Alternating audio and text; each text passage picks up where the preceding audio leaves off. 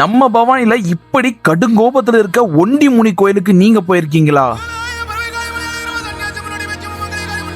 மனசு உடைஞ்சு போய் இவர்கிட்ட கண்ணீர் விட்டு அழுது உங்க வேண்டுதலை சொன்னா அதை முடிச்சு கொடுத்துட்டு தான் மறு வேலையே பாப்பாரு. கண்ணு ரெண்டையும் உருட்டிக்கிட்டு மீசைய முறுக்கிக்கிட்டு ரொம்ப கோபத்துல உக்கரமா உட்கார்ந்துருக்காரு அந்த முனியப்பன். அந்த கோயிலோட திருவிழாவுக்கு தான் இன்னைக்கு நான் போயிருந்தேன். அந்த முனியப்பனை நேருக்கு நேரா பார்க்கவே முடியலைங்க, அவ்வளவு உக்கரமா இருந்தாரு. வாங்க கோயிலை பத்தி பார்க்கலாம். ஈரோடு மாவட்டம் பவானி தாலுக்கா உரிச்சேரி கிராமம், உரிச்சேரி பனங்காடு பகுதியில் அமைந்துள்ள அருள்மிகு அன்னமார் சுவாமிகள் ஒண்டிமுனியப்ப சாமிகளுடைய திருக்கோயிலானது 500 ஆண்டுகளுக்கு மேல் பழமையான திருக்கோயிலாகும்.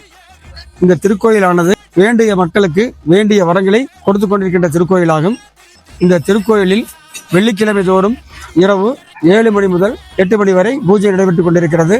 மேலும் அமாவாசை மற்றும் பௌர்ணமி தினங்களில் இதேபோல் சிறப்பு பூஜை நடைபெறும். கலந்து கொண்டுள்ள அனைவருக்கும் அன்னதானம் மிக சிறப்பாக பொதுமக்களுடைய ஒத்துழைப்போடு நல்ல முறையிலே வழங்கி கொண்டிருக்கின்ற கோயில் நிர்வாகத்தின் சார்பாக இந்த திருக்கோயிலானது ஆண்டுதோறும் வைகாசி மாதம் முதல் புதன்கிழமை என்று பூச்சாட்டுதல் நடைபெற்று 2வது புதன்கிழமை என்று திருக்கோயிலுடைய பொங்கல் திருவிழா மிக சீரோடும் சிறப்போடும் நடைபெற்றுக் கொண்டு வருகிறது. நமது ஊருக்கு அருகாமையுள்ள நசீனூர் என்ற ஊரிலே ஒரு பாட்டியம்மா ஒருவருக்கு மிகவும் உடம்பு சரியில்லாத நிலையில் மருத்துவமனையில் சென்று மருத்துவர்களை அணுகி பல முறை சென்ற பொழுதும் இயலாத சூழ்நிலையாக உள்ளது. நீங்கள் அவர்களை வீட்டுக்கு அழைத்து செல்லலாம் என்று சொல்லிவிட்டார்கள். உறவினர்கள் அவர்களை வீட்டுக்கு அழைத்து வந்து விட்டார்கள்.